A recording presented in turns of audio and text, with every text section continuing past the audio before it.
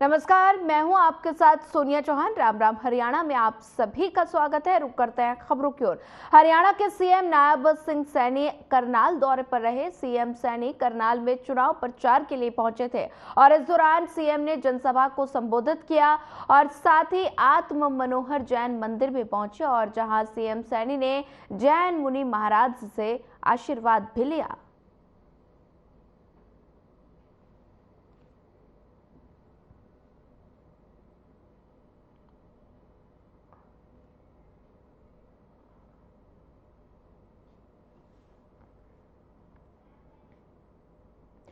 लोकसभा चुनाव के लिए हरियाणा के सीएम नायब सैनी जगह जगह प्रचार करने जा रहे हैं और इसी कड़ी में वो सूबे के साइबर सिटी गुरुग्राम पहुंचे और यहां पर उन्होंने डोली के हाथों की बनी हुई चाय पी। दरअसल युवक डोली टपरी चाय वाला अपने चाय बनाने और पिलाने के अंदाज के लिए काफी फेमस है और वही आपको बता दें कि डोली बिल गेट्स को भी चाय पिला चुका है।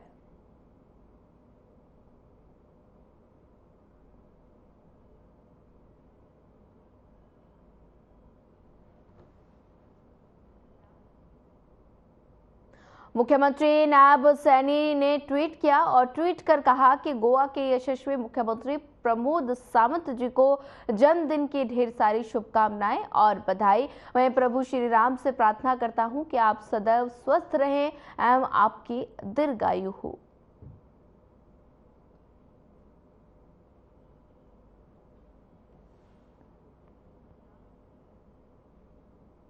चलिए बढ़ते हैं अगली खबर की ओर। करनाल लोकसभा से बीजेपी के प्रत्याशी और पूर्व सीएम मनोहर लाल ने चुनावी कार्यक्रमों के दौरान राज्य के स्टार खिलाड़ियों के साथ विशेष बैठक की और इस बैठक में योगेश्वर दत्त, जसबीर सिंह, पवन कुमार, विजेंद्र सिंह समेत अन्य कई बड़े खिलाड़ी शामिल हुए। वहीं बीजेपी इन सभी स्टार खिलाड़ियों को अभेद अस्त्र से के तौर पर चुनावी मैदान में उतारेगी और खासकर ग्रामीण क्षेत्रों में बीजेपी से जुड़े केवल पृष्ठभूमि के लोग गांव में प्रचार करेंगे।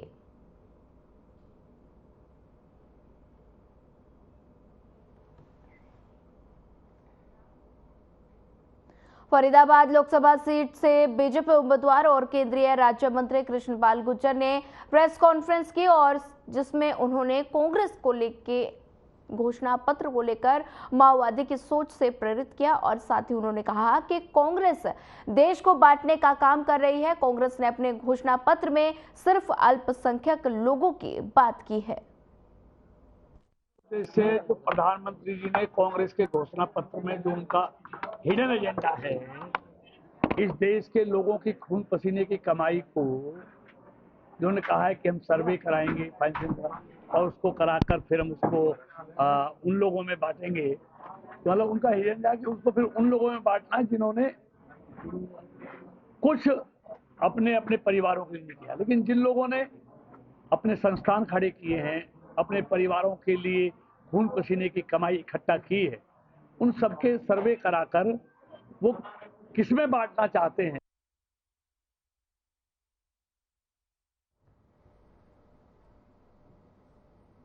महेंद्रगढ़ में हुए स्कूल बस हादसे के बाद प्रशासन लगातार कार्रवाई करता हुआ नजर आ रहा है, जिसके चलते हरियाणा में 4500 निजी स्कूलों को बंद करने की बात सुर्खियों में है और वहीं इसे लेकर हरियाणा के शिक्षा मंत्री सीमा तिरखा का बयान सामने आया, जिसमें उन्होंने कहा कि कानून तोड़ने का अधिकार किसी को नहीं है और इसके साथ उन्होंने जानकारी देते हुए बताया कि छोटे छोटे स्कूल घरों में ही भी चल रहे हैं।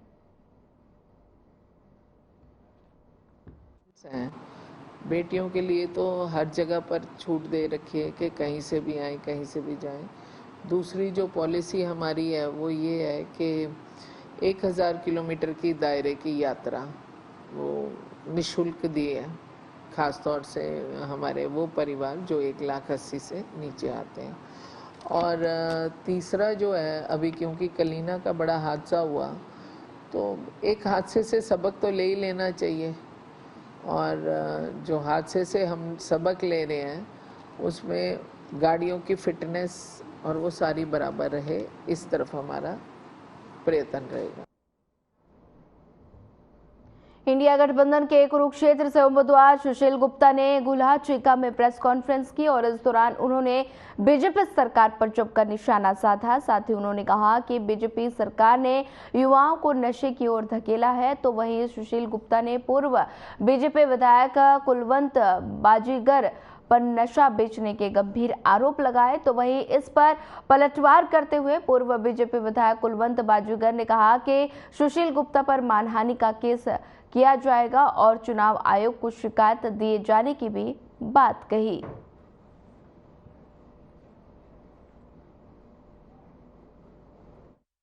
के सरकार आ गई तो हरियाणा नशा क्यों बेच रही है? पंजाब में भी बिकता था, हो गया बंद। पंजाब में बंद। मैं ये कह रहा हूँ कुलवंत बाजीगर के भतीजे का नशे के तस्करों के साथ चलान हुआ था ना? हुआ था ना? इस बात को मानते हो? गाड़ी इसकी 2 महीने खड़ी रही, वो भी मान लेना, इंक्वायरी कर लेना। जब ये बीजेपी के विधायक खुद नशे के अंदर कारोबार में शामिल है तो इसका मतलब सरकार का संरक्षण है। ये बात तो पत्रकार बैठे हुए मान रहे हैं कि उसके भतीजे का नशे के तस्करों के साथ चलान हुआ, तो नशे के कारोबार में तो है ये। और नशे के कारोबार में जब है तो यही हम कह रहे हैं, नशे के कारोबार में है, खद नशा खुद बेचती है बीजेपी। ये लोकसभा प्रत्याशी सुशील गुप्ता जी बुखला गए हैं, नवीन जिंदल जी के सामने आते हड़बड़ा गए हैं, उन्हें पता नहीं लग रहा मैंने क्या बोलना है। उन्होंने जिस तरीके से जो भी बात ये कही है ये बिल्कुल सरासर गलत है, झूठ है। या तो वो कोई तथ्य आधार बताए और नहीं तो ये अच्छी बात नहीं है। तो इसके बारे में मैं चुनाव आयोग के पास लिखित रूप में शिकायत भी दूंगा और इस पे सुशील गुप्ता पे डेफोमेशन का, मानहानि का केस दर्ज भी करवाऊंगा। इसमें सच्चाई ये देखिए, पहली बात तो इसको कानून का ही नहीं पता। अब जो आसपास बैठे हुए जो उसको बता रहे हैं, क्योंकि ये बाहर का आदमी है, इसको लोकल यहाँ किसी चीज़ का कोई पता नहीं है। जो भी इसको जिस तरीके से बकाया गया है, जिस तरीके से बताया गया है, इसको अपनी बुद्धि से काम लेना चाहिए, झूठ आधार नहीं बोलना चाहिए। और जो कह रहा है डीसी ऑफिस में गाड़ी खड़ी रही, पहले तो इसको नॉलेज होनी चाहिए कि अगर कोई ऐसे केस होते हैं तो एसपी ऑफिस या पुलिस में, थाने में गाड़ी खड़ी होती है, डीसी ऑफिस में नहीं खड़ी होती। लोकसभा चुनाव को लेकर घमासान जारी है। सभी पार्टियां अपने अपने प्रत्याशियों के प्रचार के लिए चुनावी मैदान में उतरी हुई हैं, लेकिन हरियाणा में कांग्रेस ने अब तक अपने उम्मीदवारों के नामों पर मोहर नहीं लगाई है, जबकि बीजेपी ने अपने सभी प्रत्याशी घोषित कर दिए हैं। वहीं सभी को इंतजार तो सिर्फ कांग्रेस के प्रत्याशियों के नामों का है। और इसी बीच एक खबर भी उड़ाई जा रही है कि गुरुग्राम से कांग्रेस अभिनेता राज बब्बर को लोकसभा का टिकट दे सकती है। और साथ ही पूर्व मंत्री और कांग्रेस के दिग्गज नेता कैप्टन अजय यादव का बयान सामने आया। उन्होंने कहा कि अगर कांग्रेस फिल्म स्टार को ही टिकट देना चाहती है तो रणबीर और ऋतिक को टिकट दे।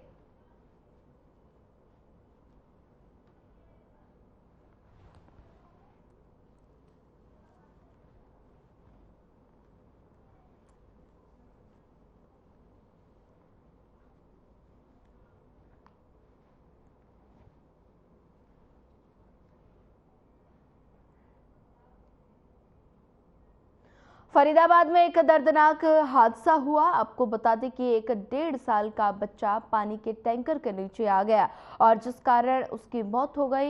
ये घटना उस समय की है जब बच्चा अपने घर के बाहर गली में खेल रहा था। परिजनों का आरोप है कि टैंकर ड्राइवर ने दारू पी हुई थी और जिस वजह से ये हादसा हुआ। इसके बाद पुलिस मौके पर पहुंची और आरोपी को पकड़ लिया। वहीं आरोपी का नाम आशीष बताया जा रहा है।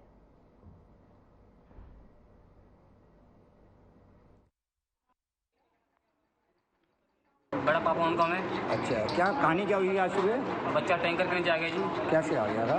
मतलब बच्चा खेल रहा होगा, चाहे गले में गया होगा, तो उसके नीचे आ गया वो। टैंकर किस चीज़ का था? टैंकर पानी का था जी। क्या कितनी उम्र है बच्चे की? 1.5 साल। क्या नाम क्या है? आदित्य। हाँ जी। बता सकते ये कहाँ का मामला है? ये नगला पाटू। नगला पाटू गाजीपुर। हाँ जी।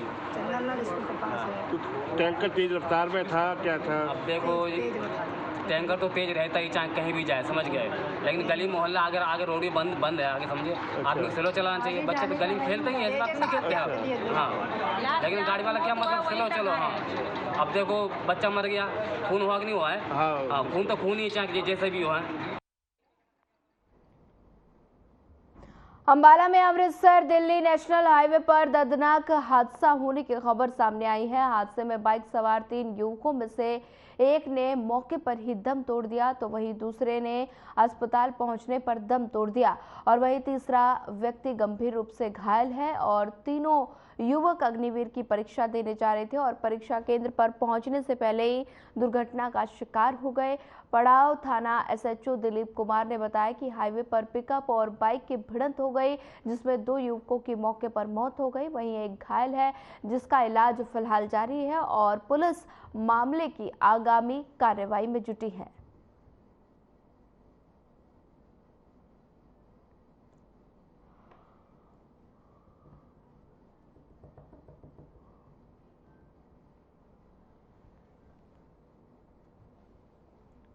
बता दें कि पिकअप और बाइक में भीषण टक्कर हो गई। अंबाला की ये तस्वीरें हैं, जहां पर 2 युवकों की मौके पर मौत और एक गंभीर रूप से घायल बताया जा रहा है। अग्निवीर परीक्षा देने जा रहे थे तीनों युवक, जिसमें पिकअप और बाइक में टक्कर हो गई। हादसे में 2 युवकों की मौत हो गई और एक फिलहाल घायल बताया जा रहा है और घायल युवक का इलाज जारी है। चलिए फिलहाल वक्त तो चला एक छोटे से ब्रेक का। ब्रेक के बाद जल्द हाजिर होंगे।